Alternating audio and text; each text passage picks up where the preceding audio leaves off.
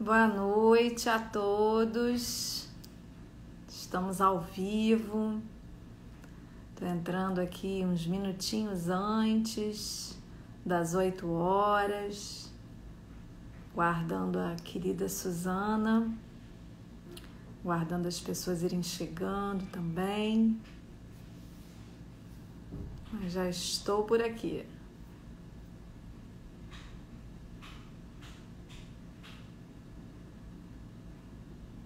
Bem-vindas. Cheguei aqui um pouquinho antes, guardando Suzana.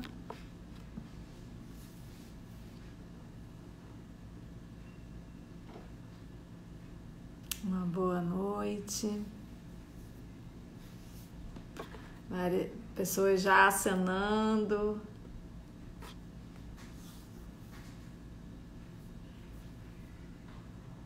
Daqui a pouco Suzana aparece, ela já mandou uma mensagem lá no WhatsApp.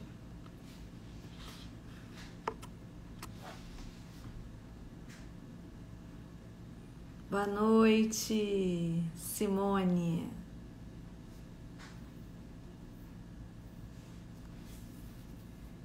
Comecei um cadinho mais cedo. O problema de começar um cadinho mais cedo é que também termina um cadinho mais cedo, porque tem um tempo, né? Um Instagram. Olha lá, Suzana entrou. Agora eu vou. Boa noite, Eliana. Aqui, vou convidar para participar a Suzana.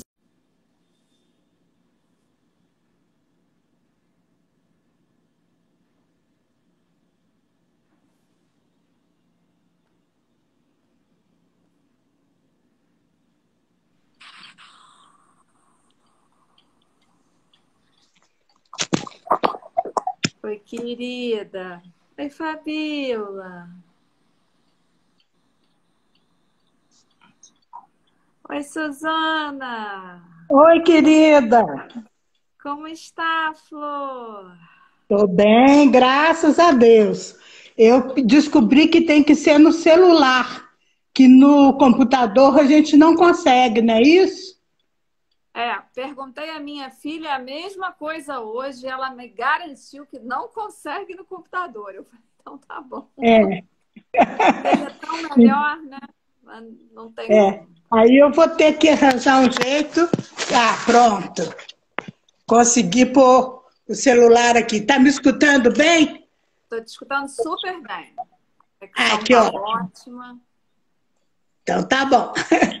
Que bom, maravilha. De repente, só vale a pena, Su, é você chegar um pouquinho mais para o lado. Não saberia dizer para qual lado você tem que ir.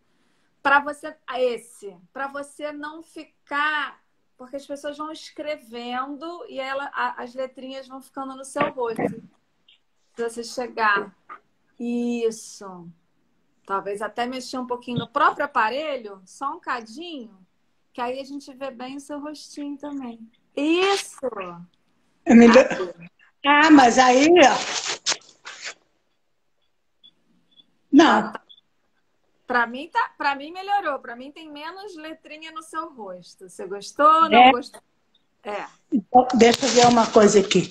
Quando eu chego mais para frente, deixa eu sentar mais para frente. tá. Ainda acho que você podia ficar mais um cadinho pro lado. Aí a gente via mais seu rosto ainda.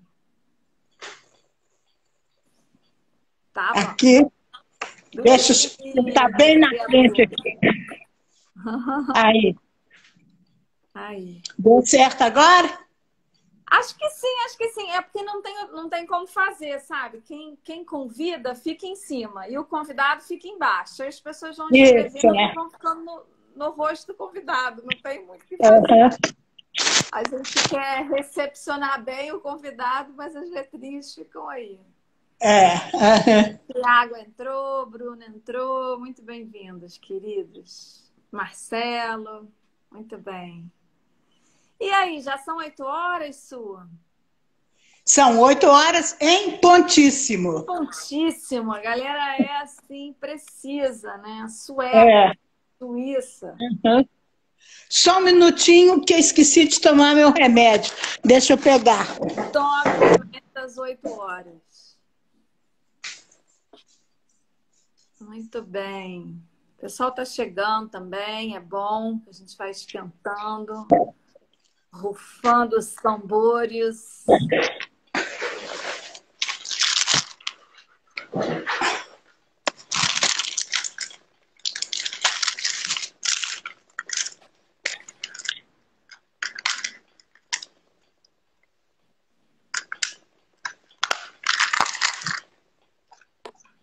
Mirelle, querida, boa noite, bem-vinda.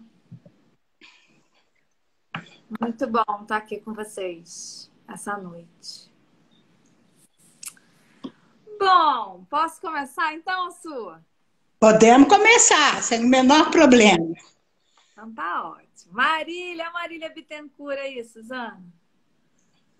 Muito bem-vinda, Flor.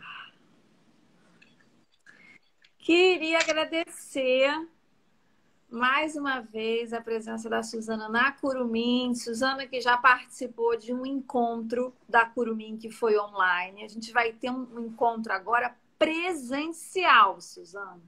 Dia 1º de outubro, é um sábado. Vamos fazer uma homenagem a uma diva da psicomotricidade que eu vou revelar hoje nessa live. Qual é a diva que vai presencialmente? É uma diva daqui do Rio de Janeiro. É uma diva que vai lá presencialmente na Curumim receber essa homenagem. E que é do meu coração. Suzana já participou, foi uma honra também de um encontro que a gente fez online. Para quem não sabe, Suzana mora em Minas Gerais, né? Não é tão pertinho assim, não é tão longe também. E tem participado também, já fez live aqui na Curumim. Eu acho que, se não me engano, assim, a primeira ou a segunda live que eu fiz na Curumim, no primeiro ano de pandemia, lá em 2020, foi com você. Foi sobre essa pergunta. Como que as formações iam fazer para poderem continuar existindo mesmo durante a pandemia? Como ia ser esse processo do online para depois ter o prático? E a gente fez uma live super bacana, eu achei você assim, muito afirmativa nas coisas. Eu falei, gente, que mulher incrível, que cabeça, que assim, apaixonada. Tanto que continuo seguindo Suzana, fazendo minha supervisão particular de consultório dos meus pacientes com a Suzana. Quando a gente consegue encaixar as agendas, né, Suzana? A gente Isso. E quando há uma demanda de algum caso que você quer ter um outro olhar nele, né? Não é uma coisa obrigatória, né? É uma coisa assim com a periodicidade marcadinha. Quando há uma demanda, eu mando uma mensagem e ela prontamente, acho que é nesse sentido que eu quero começar agradecendo, sabe, Suzana, a sua disponibilidade generosa. Todos os convites, você prontamente responde. E dúvidas também, às vezes eu não sei alguma coisa de ABP, eu te mando, você na hora, você muito solícita, né? Uma disponibilidade muito generosa, que eu realmente agradeço do fundo do meu coração. E tenho por você uma grande admiração, acho você uma pensadora importante na psicomotricidade, né? Uma pessoa que tem uma experiência, uma bagagem clínica que eu valorizo muito. Enfim, dizer que eu me afino com o seu pensamento e com o seu modo de fazer psicomotricidade. Que coisa boa, fico super feliz com essa declaração de amor, que é recíproca. Que bom, querida, que bom. Bom saber. Suzana Veloso Cabral, que é psicomotricista titular e de honra da Associação Brasileira de Psicomotricidade, da ABP. Aproveito para dizer aos presentes que ainda não se associaram à ABP, que se associem como sócios efetivos, né? Tem várias categorias que as pessoas podem ser antes de ser sócio titular. Então, entrem lá no site da ADP e se informem, tá bom? Suzana também é psicóloga clínica, tem formação como psicomotricista relacional com a PR e atualmente, né, coordenadora e professora da pós Lato Sensu em psicomotricidade, simplesmente da PUC Minas. Coisa boa, bobagem. Junto com Érica Frois, que ela é doutora, enquanto eu sou apenas especialista, porque eu não fiquei no mundo acadêmico, e a Érica, que foi aluna minha numa pós, hoje tem um mestrado incrível e um doutorado melhor ainda, né? E é coordenadora e eu estou junto com ela. Muito legal. Conheço a Érica também já há bastante tempo. Algo assim, quase 20 anos, talvez, eu conheço a Érica já. Bastante tempo. Fico muito feliz, né, assim, de ver. Acho que eu vou acompanhando o crescimento dela e ela vai acompanhando o meu também, porque a gente começou, né, novas na psicomotricidade, né? Então, muito bonito de ver. Bom, acho que a gente pode começar falando, né, sobre a importância da formação pessoal do psicomotricista. Fiz aqui algumas anotações. Eu acho que, em primeiro lugar, o que eu gostaria de dizer, depois eu passo a palavra para você, tá, Suzana? Vou falar aqui algumas coisas e aí passo. Primeiro, assim, falar que a gente tem um tripé que é muito claro dentro da psicanálise sobre o que é a formação de um psicanalista, né? E esse tripé é formado pela terapia pessoal, no caso da psicanálise, é pela análise pessoal daquele profissional, pelo trabalho que ele vai fazer com o seu supervisor, que pode ou não ser a mesma pessoa, né? Hoje em dia não é mais tão comum que seja, normalmente as pessoas escolhem profissionais diferentes, faz análise com uma pessoa, supervisão com outra pessoa, e a teoria, o estudo teórico, né? O estudo, enfim, das obras, dos clássicos da psicanálise e tal. O tripé da psicomotricidade não é um tripé, porque tem mais um elemento, né? Assim, tem um quarto elemento nessa história que faz a total diferença da psicomotricidade para a psicanálise. Então, além da formação, além da terapia pessoal, que o psicomotricista deve fazer por, né, um longo período. Além da supervisão, que o psicomotricista, independente de estar atuando na área educacional ou na área clínica, também deve ter. Além de todo o estudo teórico, que eu diria que no caso da psicomotricidade tem uma complexidade muito grande pelo fato de a gente ser transdisciplinar. Então, assim, eu acho que para a psicanálise, por exemplo, pode até, né, dizer, nossa, mas Freud é uma obra muito grande, né? Lacan é uma obra muito complexa, Winnicott é uma obra muito linda, Melanie Klein, tudo bem, mas você tem os autores da psicanálise muito, né, claramente, você pode ler Bion, Balit, Ferenczi, ler outros. É o meu carrilhão tocando, desculpem. O relógio de 150 anos, no mínimo. Muito bem. Ele deu 8 badaladas agora. 8 badaladas agora. Ele atrasa um cadiquinho. Ele traz a tranquilidade mineira dentro dele.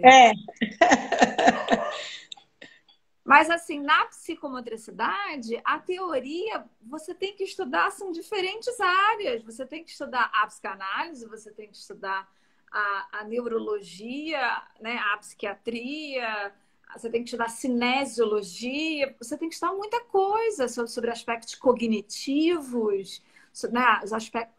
É um universo muito grande, né? Porque a transdisciplinaridade é uma característica muito marcante da nossa profissão, né? Marcando bem que a gente finalmente alcançou esse patamar no nosso país há 3, quase 4 anos atrás, de sermos finalmente uma profissão. Então, assim, é uma construção baseada nessas três coisas, né? Na supervisão, na terapia pessoal e na teoria, mas que tem uma quarta coisa que é única, que é o diferencial, que é essa formação pessoal que o psicomotricista faz em grupo. Ele precisa estar junto com outras pessoas, vivendo um processo individual, inscrito num processo grupal, né? Isso... Posso falar uma coisa? E a especificidade do psicomotricista está exatamente nisso, porque o trabalho é psicocorporal. Toda a formação implica que o corpo esteja em ação e em relação. Isso. Por isso, estar no grupo. Isso. Isso faz parte, eu anotei, então vamos para esse pedaço. Eu anotei assim, 5 coisas que o psicomotricista, na sua formação, ele vivencia, né? Uma delas eu coloquei, a questão da relação corporal, da relação psicomotora com o outro em grupo. Aí eu pensei assim, Suzana, onde ele vai trabalhar 3 coisas. Ele vai trabalhar a questão da segurança, a questão do contorno, como dar contorno ao outro, como receber contorno. Então, isso é um aprendizado que vai se dando por meio das práticas psicomotoras em articulação com a teoria, né? Que eu acho que é outra característica da formação. É uma articulação teórico-prática o tempo inteiro. Uhum. Então, ele vai tendo essa noção de segurança, vai aprendendo a como dar corporalmente segurança a outra pessoa, através do toque, da voz, do olhar, de todas as manifestações tônicas possíveis, né? Assim, meu tom de voz é uma manifestação tônica das minhas cordas vocais. Meu olhar é uma manifestação tônica da minha musculatura ocular. Então, é sempre uma manifestação que é tônica. Como eu me posturo, como eu posiciono minha voz, como eu olho, o que eu falo, o que eu não falo, o que eu silencio. Então, tudo isso é um aprendizado na prática de como dar contorno, pensei eu. Limite, que é um outro tema que eu acho que a gente trabalha muito nas formações em psicomotricidade, né? É como dar limite e claro que a gente também vai receber muito limite. Eu me lembro que eu fazia formação com Vitor Garcia, quando ele vinha da Espanha, e teve um dado dia lá, que um rapaz, eu não sei, ele devia ter uns 20 e poucos, ele estava numa agitação, era um grupo de adultos, estávamos em formação com o Vitor. E ele atrapalhava todo mundo. Tinha uma artista plástica que ficava fazendo assim uma construção no canto, ele ia lá e destruía a construção que ela estava fazendo. Ele estava tocando fuzuê. Dado momento, ele abaixou as calças do Vitor. Só a calça, né? Não ficou completamente nu. Mas ele abaixou a calça dele no meio. E aí o Vitor parou tudo, sentou o grupo em roda e ele deu um limite gigantesco para aquele rapaz. E dali a gente foi trabalhar a temática do limite naquele dia, assim. Tipo, ele mudou. Ele falou, gente, hoje o trabalho vai ser outro. Hoje o trabalho vai ser sobre limites. Né? Então eu pensei na questão da segurança, do limite e da criatividade, né? Como são 3 aspectos. Fala. Quero entrar, porque quando você fala nesses aspectos, eu fico pensando o seguinte, a segurança, ela implica que há um setting, que há um lugar apropriado para fazer psicomotricidade. Não basta ter móveis, ter materiais, mediadores e tal. Tem que ter uma organização nessa segurança. Tem que ter uma presença constante do psicomotricista, tem que ter um horário claro, né? São várias coisas, vários pequenos detalhes para que o psicomotricista possa ter essa contenção com o grupo. A questão do limite, eu fico pensando que ela é importantíssima, porque trabalhando corpo a corpo, a possibilidade de escorregar para um acting out, para uma passagem ao ato, como a desse rapaz que baixou a roupa do Vitor, né, que baixou as calças do Vitor, isso é uma passagem ao ato. Né? Então, é importante que o psicomotricista possa compreender isso e que dê exatamente esse limite necessário. Com crianças, isso acontece demais com a descarga agressiva. Né? A criança, muitas vezes, perde os contornos, o limite dos seus impulsos agressivos. Né? Então, eu fiquei pensando em várias coisas. Enquanto você foi falando, minha cabeça ia funcionando. Né? Outra coisa que eu fiquei pensando um pouco de antes, quando você falou em toda a questão do tônus, da postura, do gesto, do movimento, da voz, etc. e tal, eu me lembrei que tem outros aspectos que são importantíssimos. Por exemplo, a nossa mímica. O nosso rosto expressa um afeto. E realmente não tem jeito de eu falar assim, tô feliz. A minha mímica para tô feliz é aberta.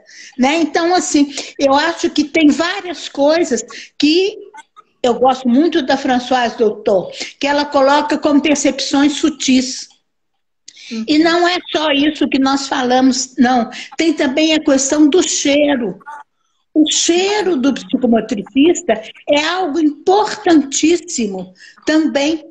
E o tipo de roupa que ele utiliza. Eu me lembro, por exemplo, quando a gente fazia formação a Priscas Eras, né? Com a Anne Lapierre, ela usava a mesma roupa. Não havia uma mudança, um dia ia com um tipo de roupa, no outro dia com outro, não. Ela tinha várias roupas, eu imagino que ela não ia ficar com uma roupa só suada, né? Mas ela mantinha o mesmo estilo. E eu acho que isso é uma coisa importante. Mesmo nós em consultório, nós temos que ter um estilo de nos vestir, de nos apresentar, também para poder que o paciente possa estar ali, naquela relação corpo a corpo, mediada por todas essas percepções que nós falamos e que possa, então, falar do que é que ele está sofrendo e por que ele veio, qual que é a demanda dele num trabalho em clínica. E na escola, para que a criança possa desejar crescer e evoluir, né? Sim.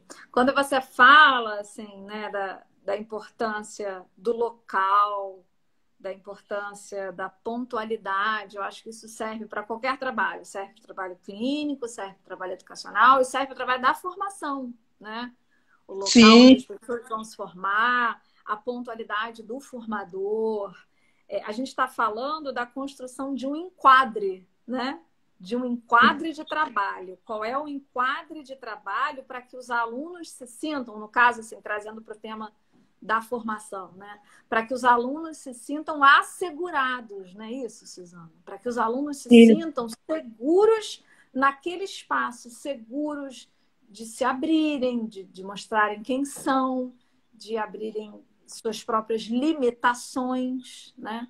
Então, assim, a pontualidade, o local, os materiais serem seguros, né? Assim, ter essa premissa de não se machucar e não machucar o outro. Isso é para a clínica, é para a educação, mas é para o trabalho formativo também, né? O compromisso com o grupo. Então, né? Se alguém falta, lembrar daquela pessoa, né? Ah, fulano não vem. Por que será que fulano não vem? Vamos mandar uma mensagem. Ah, ele colocou uma mensagem no grupo. Enfim, da gente ter um compromisso de que aquilo é um grupo em formação, né? E o compromisso do aluno também com a pontualidade. Não é possível começar uma vivência e daí a meia hora entra uma pessoa, daí a 50 minutos outra. Não é possível. A pontualidade é importantíssima, porque o grupo ele tem uma evolução, ele tem um princípio, um meio e um fim em cada sessão. E Sim. o psicomotricista vai exatamente lidar com todos os aspectos das pessoas que estão ali presentes desde o início. Como também não vai permitir que uma pessoa comece, sei lá, a atender smartphone no meio da sessão, da vivência de formação, né? Eu acho que são coisas assim que às vezes são práticas, são bobas, parece, mas que mostram exatamente que esse enquadre da psicomotricidade é muito, muito importante. Sim. E isso serve para o trabalho, isso serve para a formação também, né?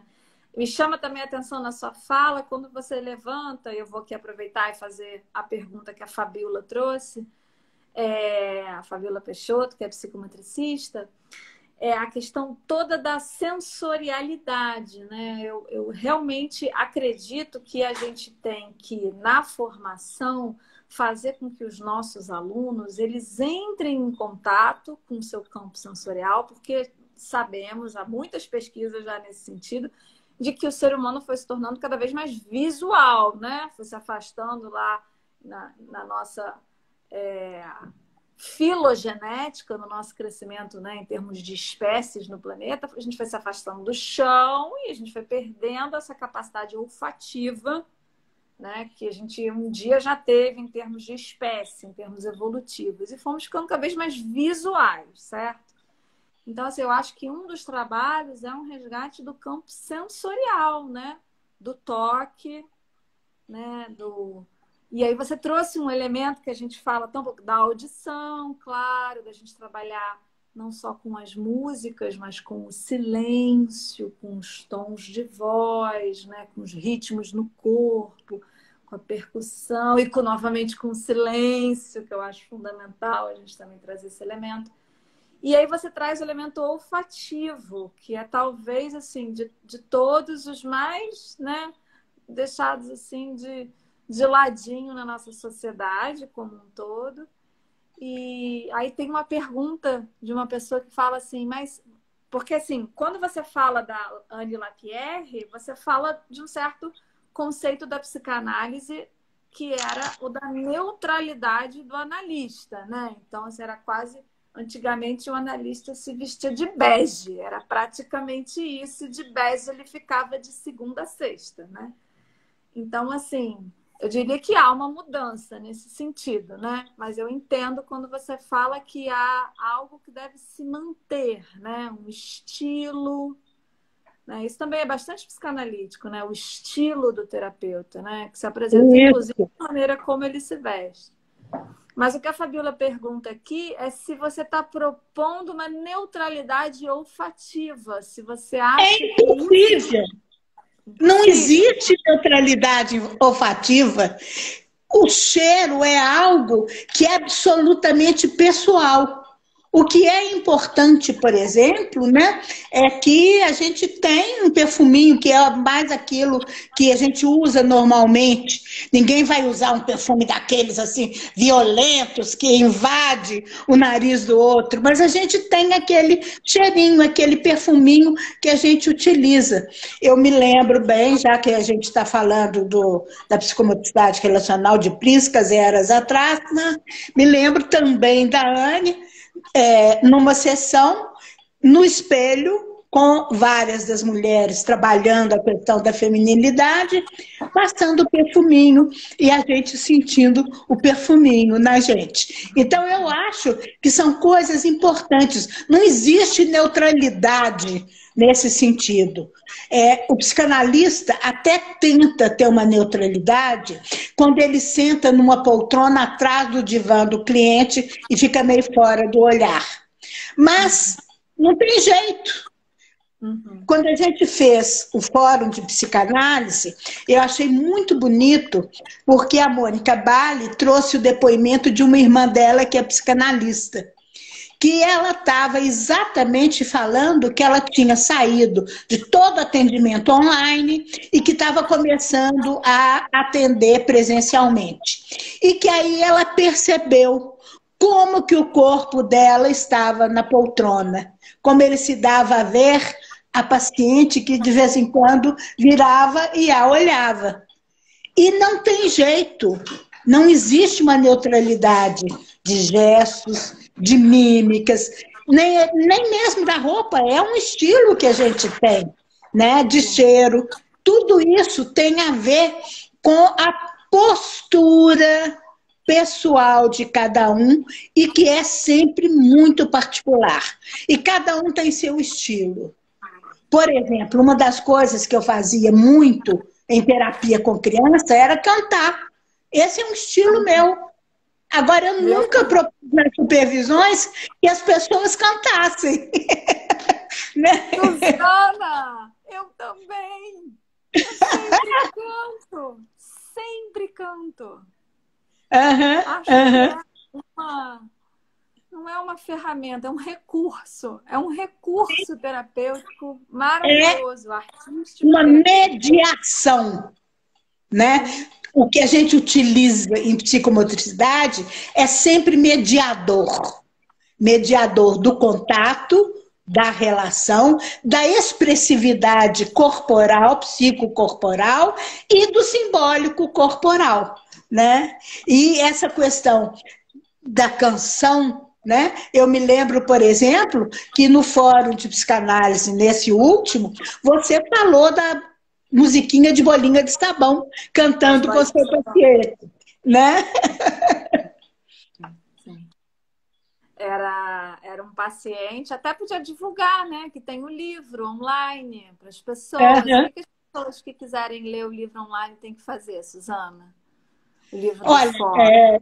O livro, ele está disponível no site da ANUP, como também no YouTube da ANUP está disponível o vídeo, né, do site todo, e as pessoas que desejarem podem mandar para o Marcelo Garbarini, para o e-mail dele, o pedido do e-book, que juntou o primeiro e o segundo fórum de psicanálise e psicomotricidade.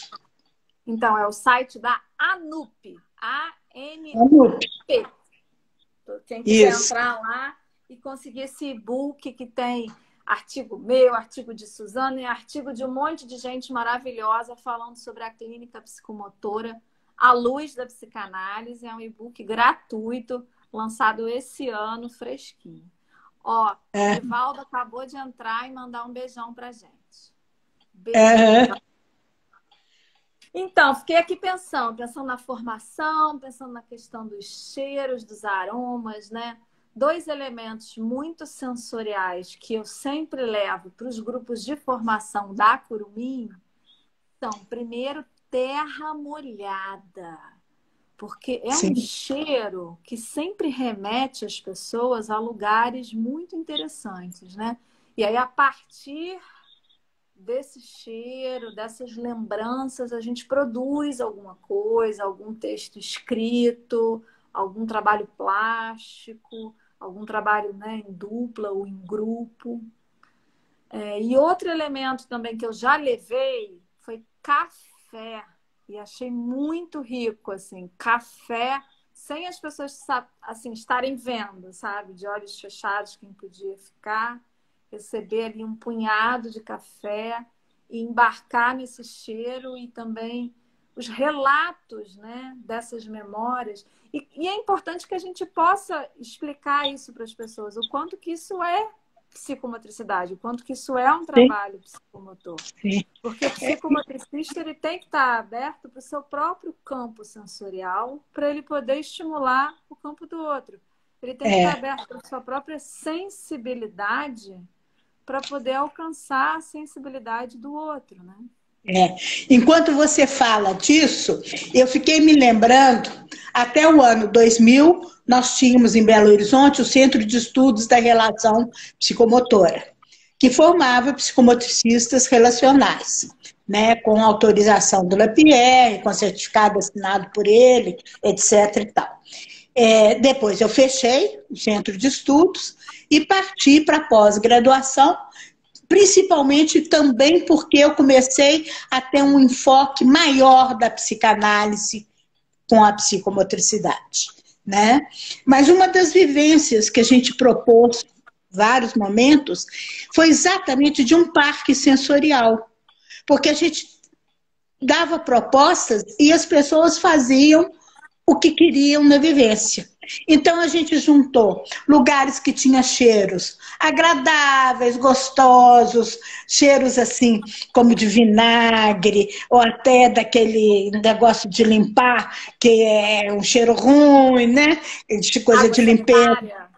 Água sanitária, né? Essas coisas assim. Tinha um outro lugar que tinha toda a questão oral, né, do paladar, né? Então tinha pipoca doce, pipoca salgada, tinha picles bem ácido, né? Tinha assim várias coisas. Um outro lugar que era da textura. Então tinha assim desde panos, coisas super gostosinhas, até coisas ásperas, né? Estopa, até madeira, sabe? Várias coisas que fossem do tato e contato, argila, aquela argila medicinal branca para não deixar a pessoa aflita, de ficar com a mão suja, né? Massinha, né? De modelar, várias coisas. Então era um par e um lugar também com vários instrumentos de sopro, flauta, tambor, pandeira, etc. e tal. E a ideia era que a mãe simbólica, escolhida pela dupla, ou o pai, levasse a criança para conhecer aqueles sentidos.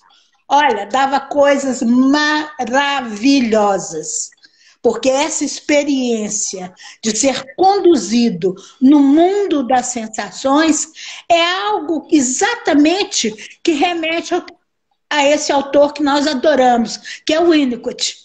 Né? Que é a questão da mãe suficientemente boa, que é capaz de apresentação dos objetos, de apresentação do mundo. E entre ela e o filho vai ser criada exatamente aquela película de bolha de sabão, que é o espaço transicional, né? E que vai introduzir a criança no simbólico. Então, eu acho que é muito importante a gente não para na integração sensorial, no sentido de poder definir cheiro de tal jeito, toque de tal jeito, não. A gente tem um pulo para a questão da relação e até essa questão da construção do simbólico, como o Winnicott fala, né? Sim. Então, vou pegar aí o gancho do Winnicott, né? Hoje de manhã, eu e Suzana estávamos num curso juntas de uma querida francesa, Marika Berger Bunes, não sei se eu falei relativamente correto. E ela ficou falando sobre a importância, quer dizer, ela falou sobre um monte de coisas. Eu é que pensei isso, porque esse tema tem sido um tema de reflexão meu, no meu grupo de estudo. Aproveitando então para falar que eu estou dando um grupo de estudo às quintas-feiras à noite sobre esse livro, A Criança e o Seu Mundo. É o livro do semestre.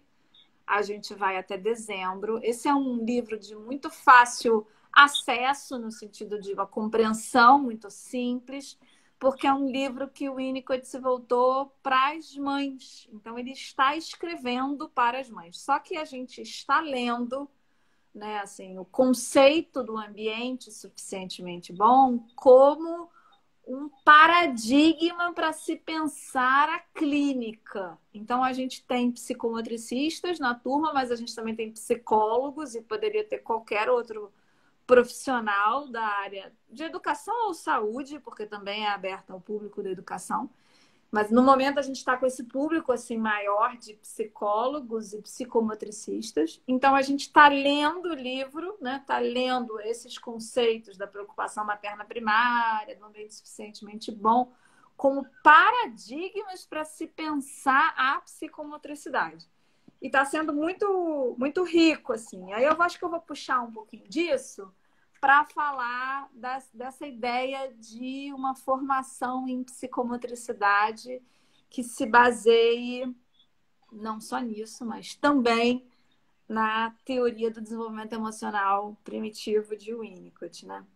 Tem um trechinho aqui do capítulo 3 desse livro, são 4 linhas só, jogo rapidíssimo que eu vou ler e depois vou explicar por que eu estou lendo.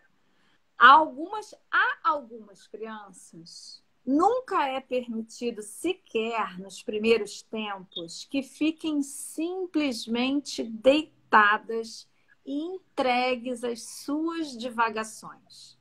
Perdem assim muito e pode-lhes fugir a sensação de que elas próprias querem viver.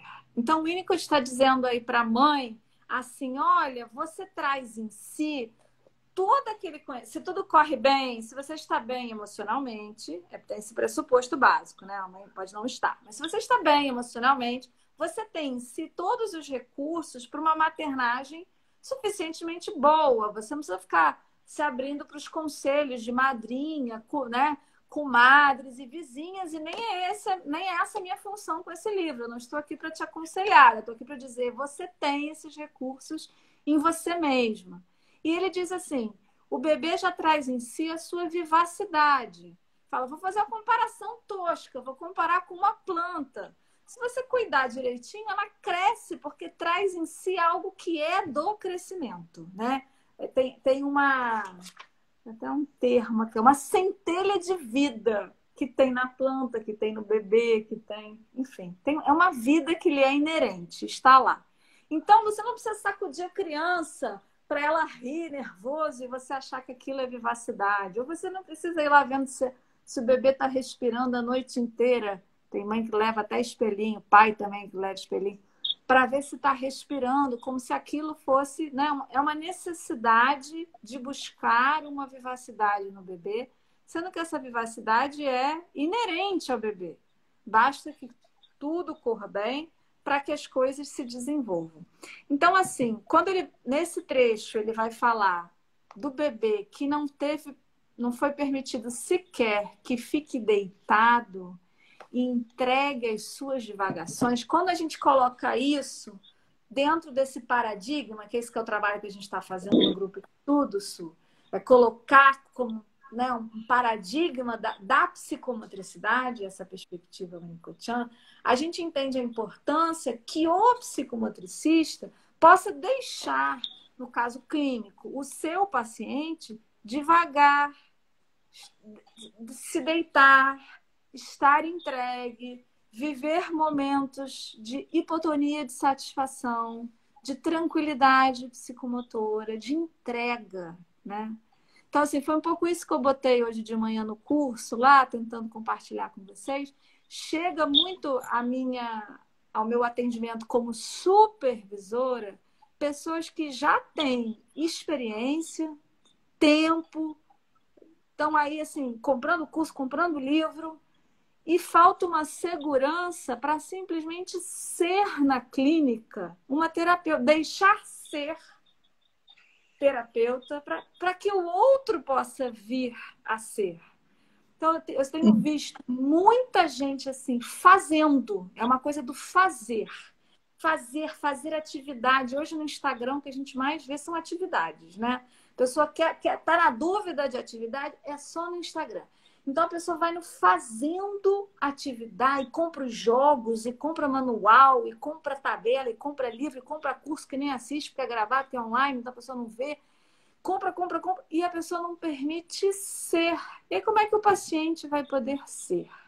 Então, o que a gente está fazendo no grupo de estudo das quintas-feiras à noite? Quem tiver interessado, só entrar no site da Curumim, é mostrar que esse paradigma do ambiente suficientemente bom, ele pode ser levado para o trabalho da psicomotricidade. E aí a gente retoma esses pontos tão importantes, né, Suzana? Como o relaxamento na clínica e na educação. Não só na questão do tônus mais baixo, do relaxamento, não. mesmo na hora do movimento, mesmo quando uma criança está transbordando, pulando, jogando bola, eu não tenho que obrigatoriamente entrar junto com ela. E na formação pessoal, uma das coisas que é importantíssima é exatamente ajudar o aluno a saber esperar, a poder observar o que está acontecendo, se ele trabalha com atividades mais livres e expressivas, né, e não com exercícios padronizados, como você falou, se ele trabalha com atividades mais livres e expressivas, é ser capaz de ter aquela escuta. Vou usar uma palavra que meu amigo Marcelo utiliza muito, que é uma escuta polifônica e polissêmica. Ou seja, é uma escuta que abrange toda a linguagem psicocorporal e toda a linguagem verbal que possa surgir, as expressões todas que nós falamos desse corpo, né, de todas essas mediações de olhar, voz, toque, tônus, mímica, gesto, etc. e tal. A gente tem que saber aguardar, a gente tem que saber esperar. Fiquei lembrando aqui de uma outra cena, de uma das vivências da formação.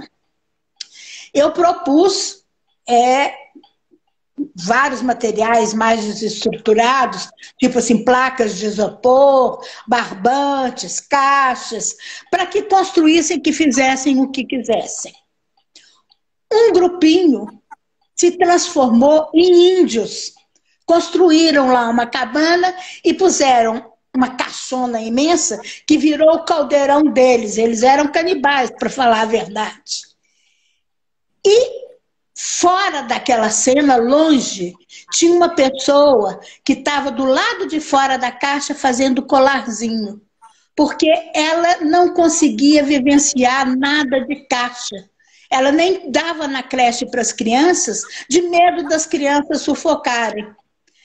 O fantasma sabe para quem que aparece. O que esse grupo de canibais foi fazer? Foi pegá-la e jogá-la dentro do caldeirão.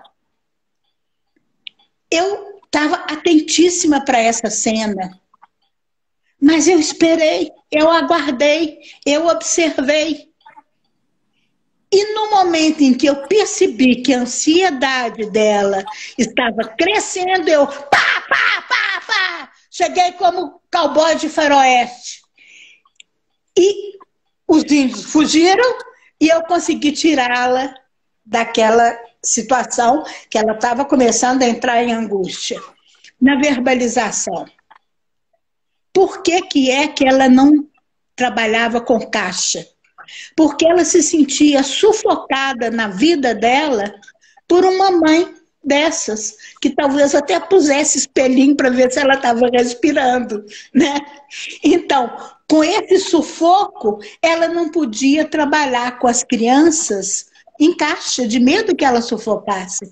E aquela experiência fantasmática para ela, para os outros foi simbólica, eles estavam brincando. Para ela foi um fantasmão. Mas aquela possibilidade ajudou a elaborar várias coisas. E ao falar dessa questão do simbólico e do fantasmático, o psicomotricista tem que estar muito atento na formação pessoal para que ele não deixe que o fantasma tome conta, se apodere e que não tenha saída ali, possa chegar até uma passagem ao ato. Por isso que a gente fala, não pode se machucar nem machucar o outro. Não é só pelo machucado em si, é porque aí pode haver algo do fantasma que descarrega sem nenhuma simbolização, sem nenhum insight. E o psicomotricista tem que saber conter, colocar dentro de um enquadre da formação psicomotora para que fique no simbólico. Foi o que eu fiz. Não permitir que a angústia invadisse essa pessoa. Né? Esse é um bom exemplo de tudo isso que a gente está falando. Né? Isso. Você falando aí, né, a importância de esperar, a importância de aguardar, a importância do silenciar. Eu acho que tudo isso são esferas que têm a ver com essa sociedade contemporânea, do cansaço, como diria Chilhan, né? A sociedade que não para, que está sempre produzindo. Então, é preciso que esses valores sejam revistos, eu acho que tanto em termos teóricos, na formação pessoal do psicomotricista, mas também nas vivências, né? Que o psicomotricista tem a possibilidade de experimentar esse lugar para poder vir a fazer, vamos chamar assim, uma gestão emocional, né? De tudo que vem, porque durante uma formação muita coisa vem, né? Essa formação que é em grupo, que é, né? Voltando lá ao início da nossa live, né? Que é o que difere da formação do psicanalista. Então, o psicomotricista ele também tem que fazer terapia, ele também tem que fazer supervisão e ele também tem que estudar, mas ele tem que fazer uma quarta coisa. Ele tem que fazer uma formação pessoal que é em grupo, que é um processo individual inscrito num processo grupal e que traz com isso uma série de emoções que são diferenciadas, né? Então ele vai entrar em contato com limites, com angústias, e ele tem que gerir essas rejeições. Às vezes eu acho interessante para poder ver como o grupo vai reagir. Tem um número ímpar, eu falo, agora vamos fazer dupla e vamos ver o que a pessoa que sobra vai fazer. Para algumas pessoas é facílimo, ela vai lá e se gruda numa dupla. Tem outras pessoas que tem duas duplas assim, vem! E tem outra pessoa que fica absolutamente desnorteada, porque se sente sozinha. Então, uma questão que pode ser tão simples para uma pessoa, pode ser extremamente complexa e dolorosa para outra. Então, tudo isso é material de trabalho. Eu acho que é por isso que as pessoas vão sendo mobilizadas durante a formação, vão entrando em contato, né, com esse material. A gente tem que sempre estimular para que as pessoas estejam também em terapia ao longo do seu processo formativo. Além delas terem um espaço de supervisão, né? Na Curumim a gente tem, para além da supervisão em grupo, a gente tem a supervisão individual. Então, o aluno tem a oportunidade de fazer essa supervisão individual com o formador, comigo, poder conversar, poder trocar sobre questões, né, mais a miúdes. Enfim, então é a oportunidade do aluno poder gerir emocionalmente questões que aparecem nessa formação que é em grupo, né? E a outra coisa que é importantíssima é que a gente, como está numa formação pessoal, a gente não vai parar só no nível de uma psicanálise da pessoa, não. A gente vai também levar para a questão teórico-prática. Uma das coisas que a gente trabalhou nessa vivência que eu falei foi a questão de como o grupo se forma, como é que uma pessoa entra ali, qual que é a diferença entre estar implicada num nível mais psicocorporal, mais fantasmático, e como está num nível simbólico, e como é que o grupo funciona. Falar em termos de grupo, uma das coisas que eu tenho pesquisado atualmente é essa questão de grupo. E escrevi um artigo para a revista do capítulo ABP Bahia. Gente, olhem essa revista, entrem no site do capítulo Bahia.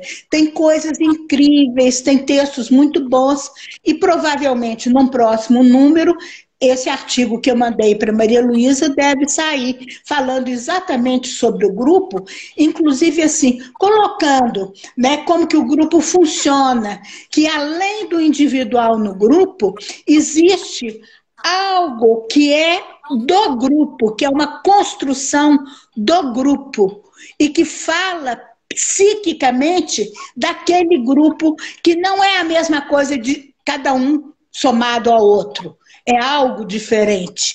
E, além disso, que papéis que podem surgir no grupo, né? Eu me lembro muito, né, já que nós estamos falando em formação, na formação o Lapierre colocava um papel que geralmente não aparece no pessoal que trabalha com dinâmica de grupo, que é o de ser ambulância.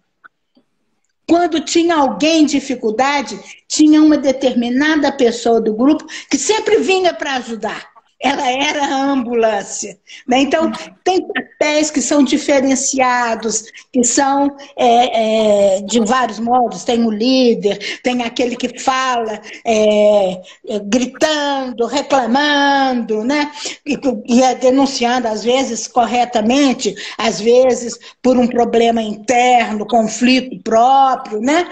Mas são várias coisas que o psicomotricista vai ter que aprender, primeiro, na formação pessoal, que passa pela própria pele, pelo psicocorporal, que vai reviver. Olhem só, não é relembrar, não, que relembrar já implica uma representação simbólica, reviver algo que às vezes é uma marca, um corpo lembrete, como diz a Françoise Desobot, algo que está ali naquelas marcas, naquelas inscrições psicocorporais, e vai ter que compreender isso teórico, praticamente, para depois poder saber qual é o seu estilo de psicomotricista. Porque não existe uma forma que cria profissionais psicomotricistas, não. Existe todo esse vasto mundo que nós estamos falando, dessas 4 dimensões que Sabrina trouxe, mas cada um cria o seu próprio estilo de poder lidar na clínica, na educação ou na formação pessoal de outros psicomotricistas. Sim. Linda, Suzana. Maravilhosa sua fala. Maravilhosa. Concordo plenamente com você. Não é relembrar, né? É reviver. Eu acho que a psicomotricidade, ela nos traz essa possibilidade dessa regressão, que nada tem a ver com vidas passadas, não estamos falando sobre isso. É uma regressão lá aos primórdios, né? Ao início da nossa existência. Que a gente pode chamar de regressão simbólica, de dessimbolização, como eu gosto de falar. Sim. E é uma regressão que ela em termos winnicottianos, é uma regressão que ela é psicossomática, né? Sim, sim. Ela se dá no corpo, ela se Sim, dá nessas inscrições corpóreas que todos nós temos e que a gente pode acessar quando menos espera, né? E esses trabalhos corporais em grupo, por isso a importância desses pontos que a gente foi trazendo, a importância da construção de um enquadre de trabalho que transmita uma segurança em todos os níveis, uma segurança com o local, com o material, com o horário, com o grupo, com não se machucar e não machucar o outro. Então, a importância desse enquadre, né? Esse trabalho com a relação do corpo, que vai promovendo segurança, que vai permitindo com que a gente entenda os nossos limites. Todo esse trabalho que a psicomotricidade vai favorecendo, né? Essa disponibilidade para esse trabalho em grupo ir acontecendo. Tudo isso vai permitindo que a gente possa acessar materiais arcaicos que estão presentes no nosso inconsciente. O inconsciente ele não está na cabeça, ele não está no cérebro, o inconsciente está em todos os lugares, né? Está no mindinho do pé, está na roupa que eu escolhi, está no silêncio, está no olhar. O inconsciente está em tudo isso, está na relação com o outro. Então, eu acredito que a gente possa fazer um trabalho muito bonito quando a gente tem esse enquadre claro e as pessoas também vão se comprometendo com esse trabalho, né? Elas vão entrando, densificando e se comprometendo com esse trabalho. E por outro lado também, né, que eu acho que é sempre bom a gente trazer assim, que caminha absolutamente junto, na minha opinião, é o lado lúdico, o lado criativo da psicomotricidade, né? O quanto que a psicomotricidade ela aponta também, quando você fala construção do estilo pessoal do psicomotricista. Você já Sim, está sim. falando de uma construção que é absolutamente criativa, né? Então tem Isso. algo desse trabalho de formação pessoal que é mostrar ali para a pessoa, olha, esse jeitinho aí é o seu jeitinho de ser psicomotricista, né? Eu não tenho como te ensinar, é uma coisa que é você que vai construir a partir da sua vida, da sua história, das suas escolhas, do seu estudo. E a partir dos tons, dos coloridos, da imagem inconsciente do corpo, como diz a doutor, que estão em nós. Quando um paciente nos diz algo numa clínica, por exemplo, a gente tem que ter uma compreensão que é teórico-prática daquilo que foi dito, mas a gente não pode responder intuitivamente, não. A gente tem que passar por essa compreensão teórico-prática, passar por esse colorido da nossa imagem inconsciente do corpo, que nos dá esse estilo, para que então possamos ter uma intervenção. Porque se a gente fizer uma intervenção só do conhecido, só do que a gente sabe e tal, a gente não vai ter nenhuma coisa que atinja aquela pessoa no que ela está demandando. A gente vai apenas racionalizar. Então, essa questão do nosso estilo, do nosso modo de ser, para acolher o outro em psicomotricidade, eu acho que é algo básico, né? Sim. Nosso estilo para acolher o outro. Muito bom. É isso, minha querida. É isso. Tem uma coisa que eu fui criando lá na Curumim, fui trazendo assim para a formação, que eu dei o nome de chegada corporal. Eu escrevi sobre isso na minha tese de doutorado, né? Que eu fiz lá no Instituto de Medicina Social da UERJ, lá no IMS, com o Carlos Alberto Plastino, que é um psicanalista, enfim, foi meu orientador. E a chegada corporal, ela tem 4 momentos. Ela tem um momento, só para compartilhar assim, com você e com as pessoas que estão aqui com a gente hoje. Muito obrigada pela presença de todos. Tem esse primeiro momento, que é um momento de entrega, de total relaxamento, onde eu vou guiando as pessoas por essa entrega corporal no chão, pesos, apoios, respiração, faço as pessoas se conectarem com os campos sensoriais. Então, o que elas estão escutando aqui, mais longe, com os olhos fechados, o que tem de penumbra, os cheiros, o gosto da boca de café, de pasta de dente, de biscoito. Enfim, a gente vai se conectando e ao mesmo tempo relaxando, e é um relaxamento que leva seu depoimento geral. A pessoa relaxa e ao mesmo tempo ela fica mais ligada na vida, assim. Ela relaxa e se expande em termos de atenção, né? Acho muito bonita essa ideia, que às vezes a gente acha que para estar atento a gente tem que estar focado e não, ao contrário, a gente tem que estar entregue, né, ao momento. Depois a gente vai entrando num momento ascendente, onde as pessoas vão saindo do chão e descobrindo formas de, a partir de movimentos autênticos, irem saindo desse lugar baixo, né, desse nível baixo, próximo ao chão, e indo para o nível médio até chegar numa verticalidade, num nível alto. Então, como que elas vão explorando o espaço a partir de movimentações com diferentes intensidades, velocidades, direções. Eu vou trabalhando também esses aspectos que são de Laban, né? E aí depois a gente trabalha o movimento consciente, então a movimentação do corpo, a consciência do movimento, a consciência óssea. E finalmente, num quarto momento, é o movimento expressivo, que aí a gente entra com os materiais. Então, assim, né, dependendo do dia, qual a escolha do material que eu vou entrar, é um tecido, ou são vários tecidos, um filó, ou bolas pequenas, ou uma bola grande, enfim. Os materiais que levem a um movimento de expressão e relação maior, porque esses 3 primeiros momentos são mais individuais, né? E nesse quarto já é um movimento mais do grupo. E aí eu dei um nome de chegada corporal a Beleza. esse Muito bom. trabalho, que a gente toda vez, todo dia da formação, né? É um final de semana por mês, um sábado, um domingo.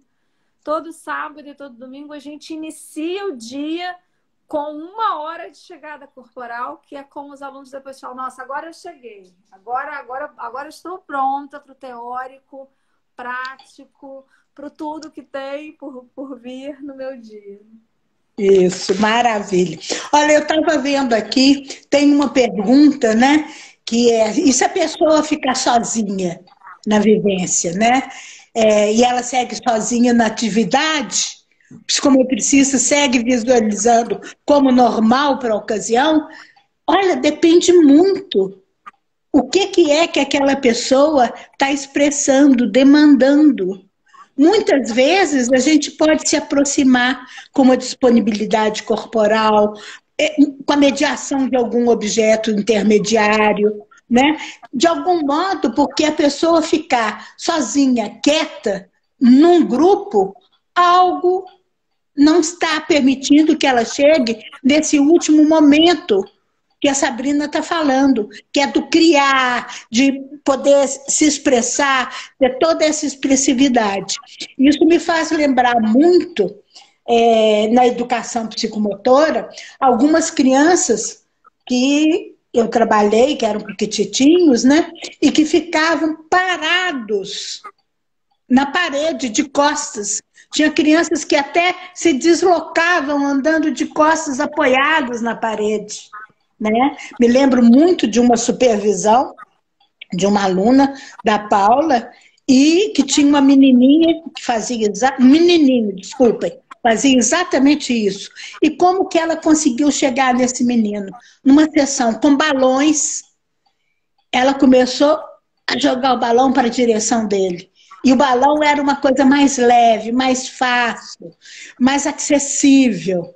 E ele começou lá da parede a poder chutar o balão, a poder bater no balão, até poder chegar e entrar no grupo. Então, a gente não vai deixar que a pessoa permaneça isolada em todas as vivências, não.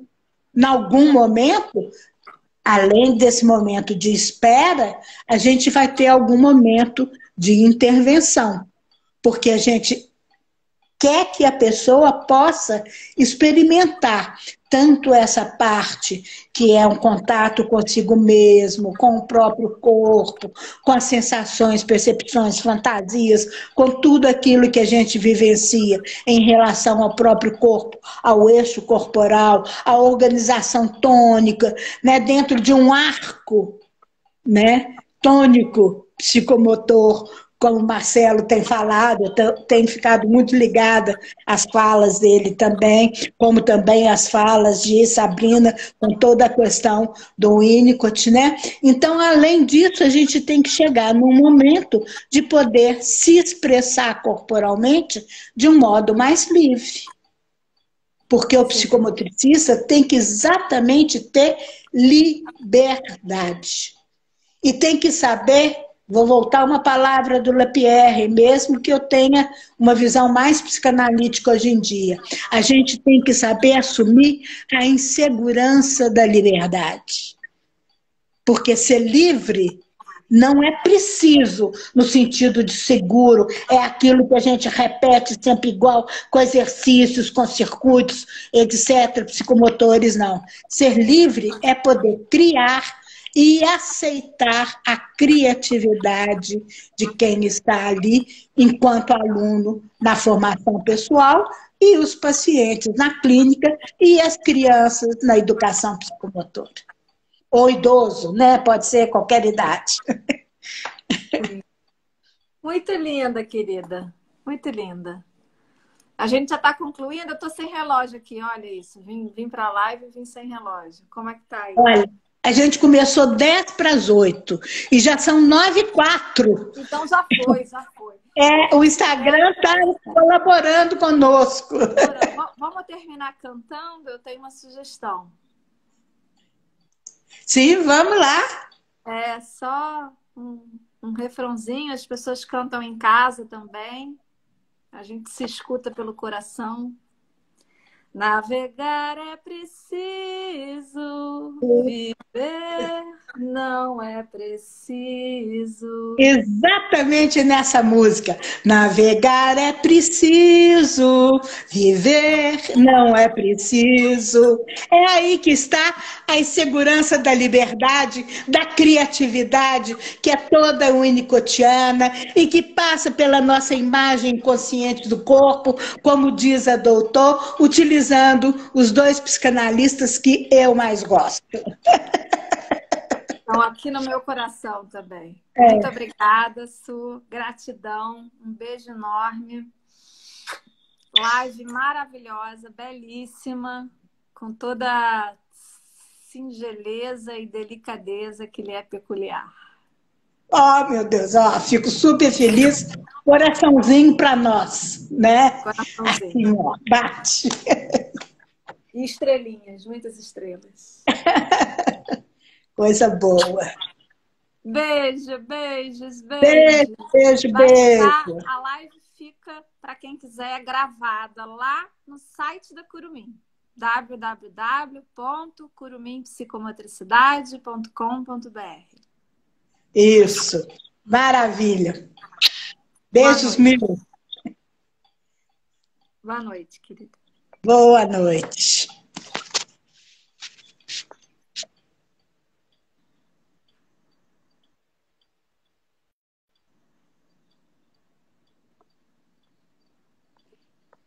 Clarinha, vem ajudar a mamãe, filha.